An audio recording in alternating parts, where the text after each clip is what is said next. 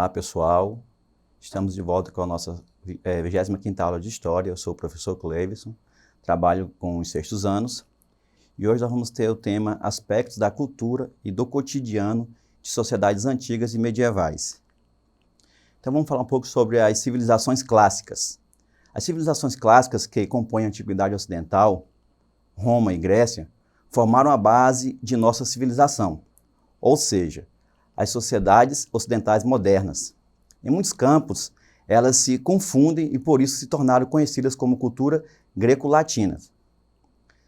Se da Grécia Antiga adotamos os conceitos políticos como a monarquia, tirania, democracia, hegemonia e conceitos filosóficos como antropocentrismo, idealismo e racionalismo, da Roma Antiga adotamos o conceito de cidadania e de justiça, a língua latina e suas derivações e também o cristianismo.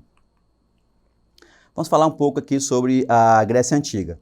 A sociedade grega se fixou na Península Balcânica, região que representa um relevo montanhoso, o que favoreceu a formação de comunidades independentes umas das outras, nos aspectos políticos, militar e econômico, político, tá? Em comum, havia a língua, a religião, os usos e costumes.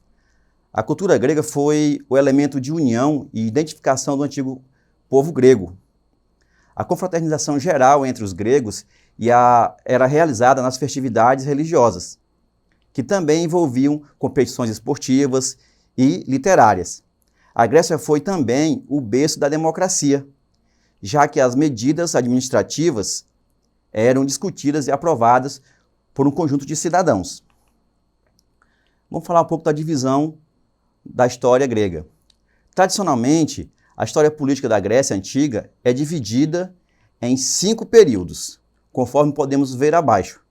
Primeiro, o período pré-homérico, que vai do século XX ao século XII a.C. Foi o período da chamada civilização greco-micênica. Tá? O segundo, período homérico, que vai do século XII ao século VIII a.C., tá? O período do sistema gentílico. Tá? Terceiro, período arcaico, que vai do século VIII ao século V a.C., justamente quando acontece o surgimento das cidades-estado, como Esparta e Atenas, muito conhecidas, né, pessoal, em filmes principalmente. Quarto, vamos ter o período clássico, que vai do século V ao século IV antes de Cristo, né? Acontecem aí as guerras de hegemonia. E quinto, o período helenístico, né? Do século IV ao século III a.C., que houve o domínio macedônico e intensos contatos com o Oriente. Os aspectos da sociedade grega. A sociedade grega estava dividida em cidadãos e não cidadãos.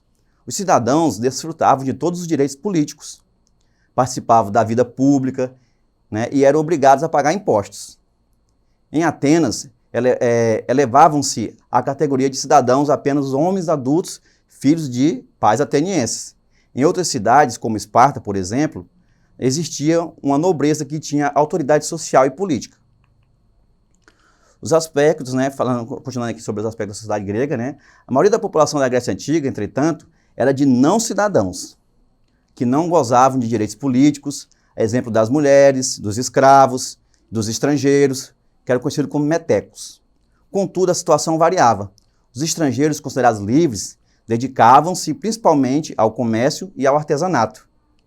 Pagavam impostos e faziam parte do exército, mas não possuíam terras nem casas.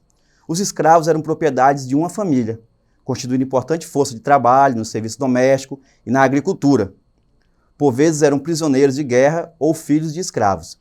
Os homens livres, cidadãos ou não, podiam se tornar soldados. Agora vamos falar aqui, pessoal, sobre a Roma Antiga, tá? As origens de Roma. Por volta do segundo milênio a.C., a Península Itálica, situada no sul da Europa e avançando pelo mar Mediterrâneo, começou a ser habitada por diferentes povos, dentre eles os latinos. Esses povos ocupavam uma planície próxima ao rio Tibre, onde fundaram aldeias a qual deram o nome de Lácio. Aos poucos eles foram se agrupando em volta desse povoado, né, do seu povoado mais importante, que era Roma, que se tornou uma das maiores cidades lá da Antiguidade. A civilização romana desenvolveu-se em torno do mar Mediterrâneo. Tá? Os romanos dominaram territórios situados nos 3 continentes banhados por esse mar, tá? Europa, Ásia e África, construindo um poderoso império. A divisão da história romana. A civilização romana se estendeu desde a fundação da cidade, em 743 a.C., até o fim do Império Romano do Ocidente, em 476 d.C., logo após a invasão ali dos hunos, né? E começaram outras invasões de outros povos, tidos como bárbaros, então chegou ao final, tá? A história política de Roma Antiga, ou da Roma Antiga, divide-se em 3 fases. Primeiro, monarquia romana, período que durou até 509 a.C., quando ocorreu a expulsão dos etruscos. Segundo, a República Romana, que é até o ano 27 a.C. E terceiro, o Império Romano, que terminou em 476 d.C., como já citei, após a invasão dos povos bárbaros, né? Certo? Como um dos principais, os hunos. Os aspectos da sociedade romana. Os descendentes dos primeiros habitantes da Península Itálica eram os senhores das terras, e ficaram conhecidos como patrícios. Populações latinas também se dirigiram para aquele sítio e foram bem recebidas pelos antigos habitantes, que precisavam de mais braços naquele local. Então, estes foram nomeados clientes e podiam se misturar às famílias mais tradicionais por meio do casamento. Por último, chegaram outros grupos, não tão bem recebidos, mas que poderiam ficar para trabalhar nas terras dos patrícios, que era a nobreza romana, né? Sem, contudo, terem terras próprias para o seu sustento. Estes eram os plebeus, né? Então, esses que chegaram após eram os plebeus. Então, ainda existiam homens na condição de escravos, obtidos em campanhas militares dos latinos contra outras populações. Aqueles que eram capturados tornavam-se escravos em Roma. Contudo, a maior parte do trabalho na monarquia não era escravo, pois era desempenhado pelos homens livres e pobres, no caso os plebeus, né? E aqui nós vamos ter nessa imagem abaixo essa classe, né? Os patrícios, os soldados, os escravos e os plebeus. Vamos falar um pouquinho aqui, pessoal, do direito romano. A legislação romana e seu sistema judiciário eram complexos. Para se ter uma ideia dessa complexidade, nós podemos assinalar a divisão do direito romano em 3 divisões. A primeira, jus naturale, afirmava os direitos naturais do homem que deveriam ser observados pelo Estado. Jus civile, assinalava a existência dos direitos da cidadania, ou seja, os direitos constituídos no seio da sociedade humana, em suas variadas relações. Aí se encontrava a vida política. E o terceiro, o jus gentium, tá? Correspondia ao reconhecimento das especificidades dos povos abrigados pelo Império Romano, garantindo as tradições e as comemorações que marcavam identidades no interior da unidade romana.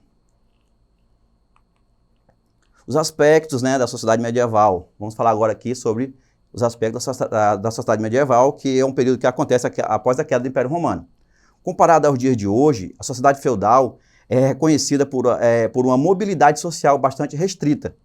Em outras palavras, isso quer dizer que o indivíduo pertencente a uma determinada classe ou ordem acabaria se mantendo nela até o fim da sua vida. Dividida em 3 diferentes nichos, a sociedade dessa época está genericamente repartida entre clero, nobreza e campesinato. Vamos aqui saber quem é o clero, né? O clero ocupava o topo dessa hierarquia social. Os membros dessa ordem tinham grande influência entre os grandes proprietários e reis desse período. Ao longo do tempo, a própria instituição acumulou terras e conhecimento em uma época em que a leitura e a escrita era privilégio de poucos.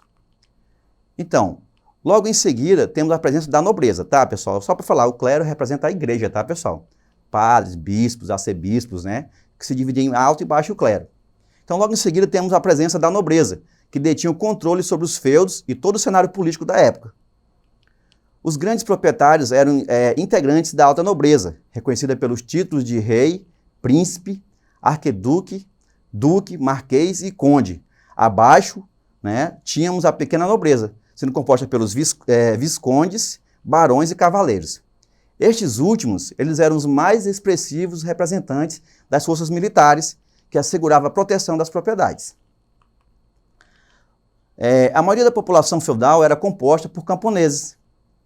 Eles eram responsáveis pelo trabalho nas terras e pela produção agrícola. Na maioria dos casos, os camponeses trabalhavam em regime de servidão e se submetiam à exigência de um senhor feudal. Além desses representantes fundamentais da sociedade medieval, ainda podemos falar sobre a existência dos vilões e dos escravos.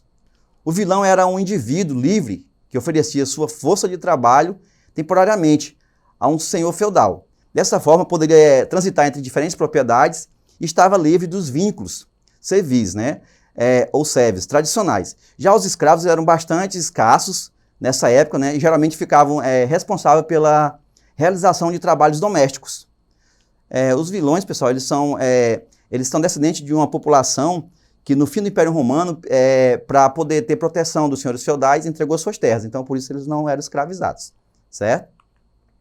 Então, pessoal, aqui nós vamos ter agora uma atividade, para a gente poder exercitar o que a gente aprendeu nessa aula. E nós vamos ter 3 questões. A primeira, entre as principais contribuições dos gregos antigos, podemos destacar: letra A, a democracia; letra B, a xenofobia; letra C, a alteridade; ou letra D, o hibridismo. Então, pessoal, de acordo com o que a gente viu lá, com o que vocês acabaram de assistir essa aula, qual seria a resposta correta? Então, seria a letra A, democracia. Então, quem foi com a letra A, acertou, tá, pessoal? A questão 2, a Jus Civile assinalava a existência dos direitos de cidadania, ou seja, os direitos constituídos no seio da sociedade humana, em suas variadas relações. Aí se encontravam a vida política. A citação acima faz parte do legado deixado pela sociedade A, grega; B, romana; C, moderna; ou D, medieval. E aí, pessoal, vamos pegar essa aula que está bem fresquinha ainda, e vamos tentar acertar essa questão, Bora lá, qual seria? Então, letra B, pessoal, sociedade romana. E a questão 3, comparada aos dias de hoje, a sociedade feudal é reconhecida por uma mobilidade social bastante restrita.